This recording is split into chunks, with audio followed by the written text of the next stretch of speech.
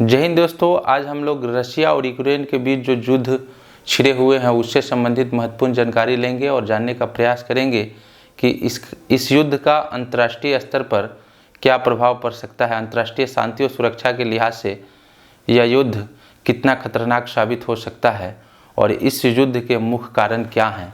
तो सबसे पहले हम जानेंगे कि यूरोप की दो महाशक्ति यूक्रेन वर्सेस रशिया आपस में लड़ रहे हैं और एक ऐसे मुहाने पे खड़ा हो गए हैं जो तीसरा वर्ल्ड वार होने की संभावना व्यक्त की जा रही है। और इसमें भारत की क्या भूमिका है, चाइना की क्या भूमिका है, अमेरिका की क्या भूमिका है, इस पर भी हम डिटेल्स से चर्चा करेंगे। सबसे पहले इस मैप को हम लोग देख ले, यूक्रेन और रशिया के मैप की चौहद्दी को देख ले ताकि आपको एग्ज़ाम में भी समझने में दिक्कतें नहीं होगी। ये जो ग्रीन कलर का जो मैप देख रहे हैं ये रशिया का है और रेड कलर का जो ये मैप देख रहे हैं यूक्रेन का है।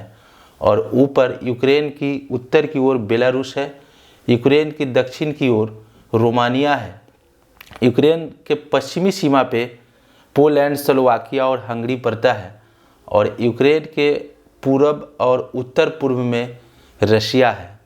और इन दो देशों के बीच युद्ध का मेन वजह है यूक्रेन को नाटो में शामिल होना।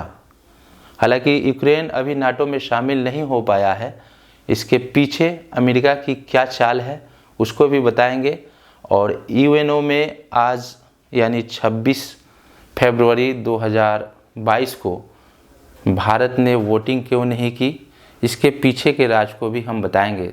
सबसे पहले जान लें कि भारत के लिए दुनिया का सबसे पुराना और विश्वसनीय मित्र सोवियत संघ या रूस ही रहा है, जो बरसों से स्पेस में भारत की उपलब्धि को बढ़ाने में या साइंस एंड टेक्नोलॉजी में या हथियार में या विभिन्न प्रकार के उपकरण में सहयोग देता रहा है। जैसे आप cruise ballistic missile BrahMos Russia की सहयोग से भारत के पास आया था, यह सुपरसोनिक क्रूज मिसाइल है। उसी प्रकार 1975 में आर्यभट्ट नाम का सैटेलाइट भारत ने सोवियत संघ के सहयोग से ही भेजा था और राकेश शर्मा भारत के प्रथम अंतरिक्ष यात्री सोवियत संघ के सहयोग से ही अंतरिक्ष में कदम रखे थे। और इधर S-400 नाम का जो मिसाइल्स है अमेरिका के लगातार दबाव के बावजूद भारत रशिया से खरीदा है। आज रूस के साथ लगभग 65% जो उपकरण और हथियार है जो भारत में इस्तेमाल किए जाते हैं वो रूस के हैं। इस तरह से रशिया अंतर्राष्ट्रीय संगठन के तौर पर देखेंगे तो ब्रिक्स और SCO जैसे महत्वपूर्ण संगठन में भारत और रशिया के बीच आपसी तालमेल है। इसी वजह से आज यूएनओ में वोटिंग हो रही थी, निंदा प्रस्ताव लाया गया था यूक्रेन के खिलाफ, पुतिन द्वारा किए गए वार के खिलाफ एक निंदा प्रस्ताव लाया गया था जिसमें रशिया ने वीटो का प्रयोग किया है और भारत, चाइना और यूएई ने वोट कास्ट करने से इनकार किया है। वीटो पावर को भी हम लोग बारीकी से जानेंगे। तो सबसे पहले जानते हैं कि ये जो रेड कलर का जो एरिया देख रहे हैं और ग्रीन कलर का एरिया, यह पूर्वी यूरोप का दो शक्तिशाली देश का मानचित्र है और यह दोनों देश कभी सोवियत संघ का देश हुआ करते थे और सोवियत संघ का विघटन 1991 में हुई। उसके बाद 15 देशों का निर्माण हुआ और कैसे इन देशों के छोटे छोटे देश लगातार नाटो की सदस्यता ले रहे हैं और इससे रशिया को क्या खतरा है उसको हम बताने जा रहे हैं। ये जो दक्षिण एरिया में देख रहे हैं, ये जो नीले कलर का जो देश है जिसे 2014 में रूस ने अपने कब्जे में ले लिया था, इस देश का नाम है क्रीमिया और इसके चारों साइड ब्लैक सी है यानी काला सागर है।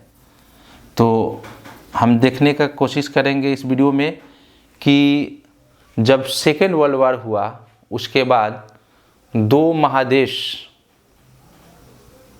दो देशों का उदय हुआ, पावरफुल देश, एक तरफ अमेरिका, दूसरा सोवियत संघ।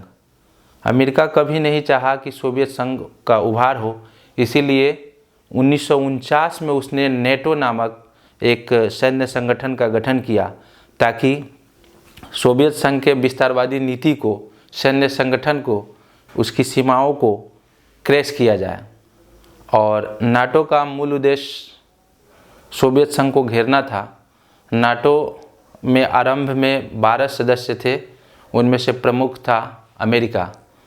फिर 1991 में जब सोवियत संघ का विघटन हुआ तो छोटे छोटे देश बने, वह धीरे धीरे नाटो की ओर जुड़ते चले गए। और उनमें से ही एक देश यूक्रेन है जो नाटो की सदस्यता हासिल करना चाहता है। अगर यह नाटो की सदस्यता हासिल कर लेता है तो इससे रूस को क्या नुकसान होगा, आइए जानते हैं। सबसे पहले जानेंगे कि अगर यह नेटो देश में शामिल हो जाता है, वर्तमान में नेटो देशों की संख्या 30 है, तो यहाँ नाटो के सदस्य देश इस भूमि के सहारे आसानी से रशिया पे वार कर सकते हैं। और यह एक बफर जोन माना जाता है रशिया के लिए यूक्रेन, और यह रशिया कभी नहीं होने देगा। इस उद्देश्य से सबसे मेन कारण है युद्ध का यूक्रेन का नाटो की सदस्यता लेने से मनाही करना। यानी रूस कभी नहीं चाहेगा कि यूक्रेन नाटो की सदस्यता हासिल करे। हालांकि 2008 में ही नाटो की सदस्यता मिलनी थी, लेकिन यूक्रेन अगर नाटो की सदस्यता ले लेता है तो नाटो के सदस्य देश यानी ड्यू टू खासकर अमेरिका आसानी से रूस को शिकस्त दे सकता है। और रूस कभी नहीं चाहेगा कि यूक्रेन नाटो की सदस्यता हासिल करे। दूसरी ओर यूरोपीय संघ के कुल 27 देश हैं जिसने बैन लगाया है अभी रशिया पे, विभिन्न तरह के आर्थिक बैन। तो उसमें से 21 ऐसे देश हैं जो नाटो के सदस्य देश हैं, और ये सदस्य देश अमेरिका समर्थित हैं। तो रूस कभी नहीं चाहेगा कि नाटो की सदस्यता ले, ताकि अगर नाटो की सदस्यता ले लेगा तो कीव जो यूक्रेन की राजधानी है, यहाँ से मॉस्को की दूरी काफ़ी कम हो जाएगी और आसानी से पुतिन जैसे महानायक को शिकस्त दिया जा सकता है। इसको डिटेल्स में जानते हैं। सबसे पहले जान लें कि सेकेंड वर्ल्ड वार के बाद दो सुपर पावर का जन्म हुआ, एक अमेरिका और दूसरा सोवियत संघ। अमेरिका ने यूएसएसआर यानी union of Soviet socialist Republicans की पावर तथा विस्तारवादी नीति को रोकने के लिए नेटो का गठन किया, और इसकी स्थापना 1949 में की गई थी। और इसमें आरंभ में 12 सदस्य थे। America, Britain, France, Canada, Italy, Netherland, Iceland, Belgium, Luxembourg, Norway, Portugal और डेनमार्क। और वर्तमान में 30 सदस्य देश हैं। और पुतिन इसकी गारंटी मांगता है कि नाटो का विस्तार को रोका जाए। 1991 में यूएसएसआर यानी सोवियत संघ टूटा तो 15 देश बने। उन्हीं देशों में से दो प्रमुख देश यूक्रेन और रशिया है जो युद्ध की स्थिति में ला खड़ा हुआ है। नहीं तो इसमें अमेरिका के नेतृत्व वाली नाटो का दायरा बढ़ता चला गया। टूटे हुए यूएसएसआर के देश नाटो के सदस्य बनते चले गए। टूटे हुए यूएसएसआर के देश नाटो के सदस्य बनते चले गए। यूएसएसआर के 15 देश कौन कौन है देख ले। रूस, यूक्रेन जो अभी थर्ड वर्ल्ड वार की ओर बढ़ रहा है, Belarus, Armenia, Azerbaijan, Kyrgyzstan, Latvia, Estonia, Georgia, Kazakhstan, Moldova, Tajikistan, Turkmenistan, Uzbekistan, Lithuania जैसे 15 देशों का निर्माण हुआ सोवियत संघ के विघटन के बाद। और यह धीरे धीरे देश नाटो या अमेरिका समर्थित संगठन में जुड़ने का प्रयास कर रहे हैं। अगर इनमें से रूस के पड़ोसी देश सभी नाटो की सदस्यता अगर ग्रहण कर लेंगे तो फिर अमेरिका के लिए आसान हो जाएगा रूस को शिकस्त देना।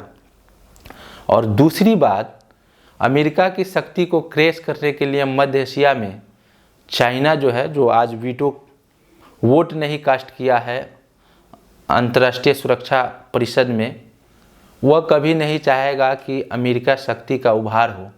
अगर रशिया के अगेंस्ट में भारत जाता है तो मध्य एशिया में एक नई युद्ध की स्थिति पैदा हो जाएगी। यानी चीन जो वर्तमान में आंशिक रूप से भारत के साथ मित्रता बनाए रखा है, वह स्वतः रूस की ओर पूर्णतः चला जाएगा।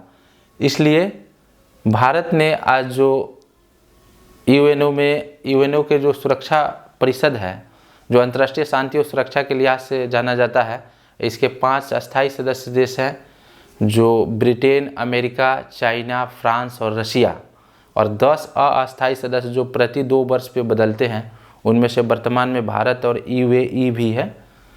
ने क्या किया है कि जब रूस के खिलाफ निंदा प्रस्ताव पारित हुआ है तो उसमें भारत, यूएई और चाइना वोट करने से इनकार कर दिया है, और 11 देश, सुरक्षा परिषद के 5 अस्थायी और 10 अस्थायी देशों में से 11 देश रूस के खिलाफ निंदा प्रस्ताव में भाग लिए हैं।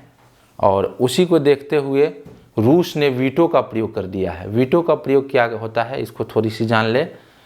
1945 में 24 अक्टूबर 1945 को यूनाइटेड नेशन ऑर्गेनाइजेशन का गठन हुआ था। उस समय में उसके जो रूल्स बने थे, चार्टर, उसमें यह उसके आर्टिकल्स में बताया गया था कि 5 सदस्यों में से कोई भी सदस्य देश किसी भी प्रस्ताव के बिहाफ में जाता है तो उसे वीटो माना जाएगा और वह प्रस्ताव स्वतः खारिज हो जाएगा।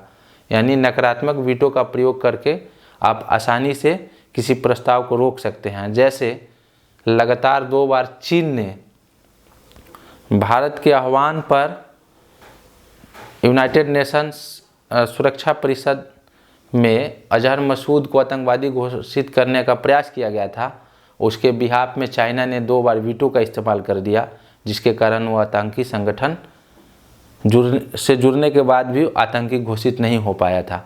तो कोई भी देश जो अस्थायी सदस्य हैं, वीटो का प्रयोग करके वो आसानी से किसी भी प्रस्ताव को रोक लेते हैं। जो आज यूक्रेन के साथ कई देश गोलबंद हो रहे थे रूस को घेरने के लिए, और उसने वीटो का इस्तेमाल कर दिया है। और रूस और यूक्रेन के बीच युद्ध का एक और रीज़न है वहाँ की सांस्कृतिक, भाषा और राजनीति।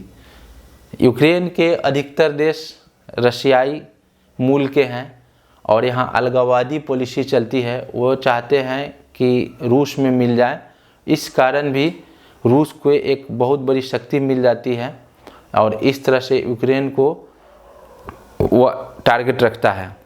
यूक्रेन के राष्ट्रपति जो हैं जेलेंस्की, उसे व्लादिमीर पुतिन जो है कठपुतली मानता है अमेरिका का, और वह नहीं चाहता है कि वह सत्ता में बने रहे। उसके युद्ध की घोषणा का मूल उद्देश्य जो है वह मेन उद्देश्य है सत्ता परिवर्तन, ताकि यूक्रेन में उसके समर्थित किसी पार्टी या किसी नेता का उदय हो। नहीं तो यूक्रेन और रशिया के बीच जो युद्ध चल रहे हैं, अगर अंतर्राष्ट्रीय स्तर पर समझौता नहीं किया गया या पहल नहीं किया गया तो संभवतः या तीसरे विश्व युद्ध की ओर जाने की संभावनाएं बन सकती है। तो यह आज का मुख्य टॉपिक रहा। फिर अगले टॉपिक के साथ हम आएंगे। जय हिंद, जय भारत।